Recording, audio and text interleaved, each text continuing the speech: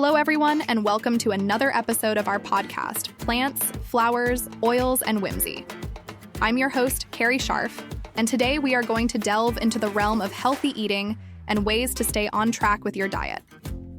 I will be sharing personal experiences, some handy strategies, and effective tips that have been quite beneficial on my journey. Firstly, allow me to lay the groundwork by sharing a little bit of my history for context. I was told I had high cholesterol by my doctor a few years back, and this brought about a significant dietary change. Moreover, last year when we discovered that my son has gluten intolerance, it added another layer to our dietary configuration. This year we had a new guest in the form of a dry mouth, which had me cut out caffeine and sugar from my diet. This succession of events has made me deeply reflect on our dietary habits. Possibly, quite a few of you might have also been or are in a similar boat. So in this episode of Self-Care Saturday, we will be discussing how to maintain our healthy eating habits. Everyone has unique reasons for wanting to eat healthily, but it is staying on track that proves to be a challenge. Let's dig into some strategies that I personally employ.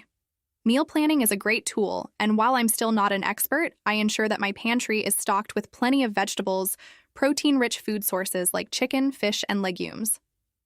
I have a bit of a schedule where I plan to make fish on specific days of the week that helps me stay organized. If there's an advice I can give, it is to keep your favorite healthy foods around. Keeping a list and stock of your favorite nutritious foods makes it easier to decline the less healthy options, especially when you're quick to anger from hunger and have zero motivation to cook.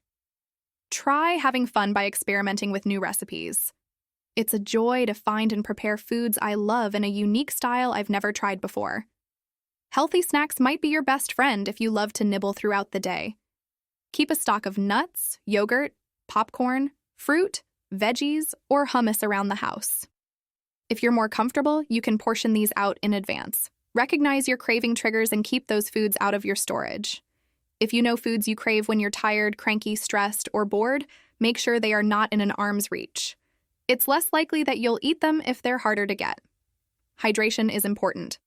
Since I stopped drinking coffee and soda, I've made water my best friend.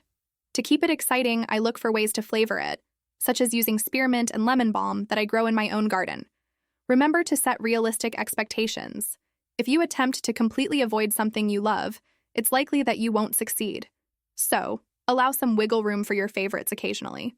Learn to prepare for cravings and seek healthier alternatives. When you crave sweets, try and keep some dark chocolate, frozen fruit, parfaits, or no-bake energy bites around. These can be quite satisfying and guilt-free. As we conclude today's episode of Plant, Flowers, Oils, and Whimsy, remember, eating healthy is not about overnight transformations or unrealistic dietary fads.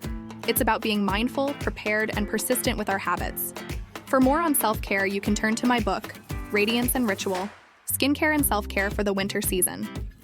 And don't forget to check the show notes for the link to my book I just mentioned. This is your host, Carrie, signing off. Stay wholesome, stay happy.